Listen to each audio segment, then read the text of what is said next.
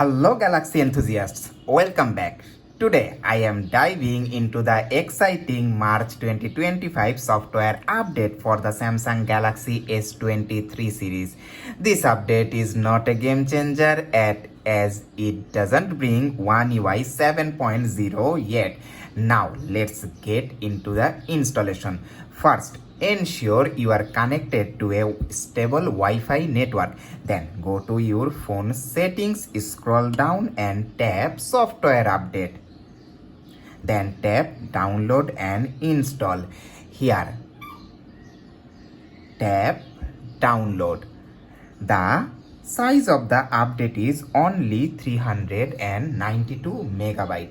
Follow any on-screen prompts and your phone will handle the rest. Remember, the rollout might be gradual, so if you don't see it immediately, be patient. Before you hit the install button, it's crucial to take a few precautions.